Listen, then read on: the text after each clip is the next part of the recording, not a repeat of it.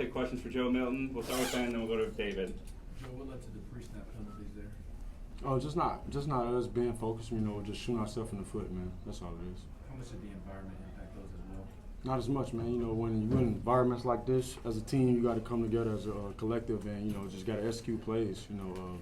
We didn't start off doing that in the beginning of the first half, so that led up to the score tonight, so it's all good. David. Joe, I know you finally threw an interception with Tennessee. Can you kind of take us through that play? It happened, man. It happened. I can't go back and change what happened. You only can learn from it. It's totally on me. I understand. But he put pressure on you, right, Desmond?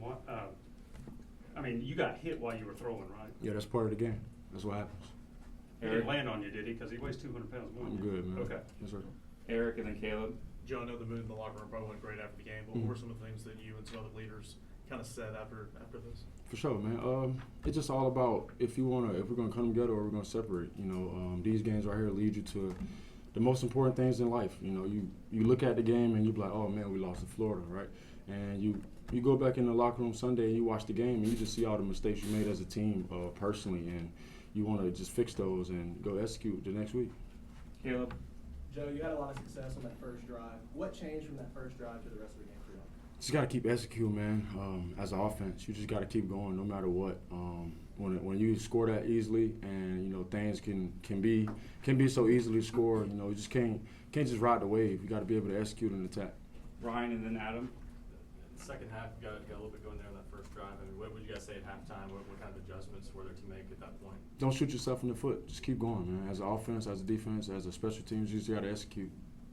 Adam. Joe, you said you'd like the team to come together. How will you know if it does? Will that show up in practice or in games? How will you know if it's Only people will find out that is us. We'll find out that within the team starting tomorrow. Really starting tonight on the plane, but really tomorrow morning. We get in there and watch it, and go back Monday. You go execute and get ready for the following week. Can't go back and change anything that happened in this game.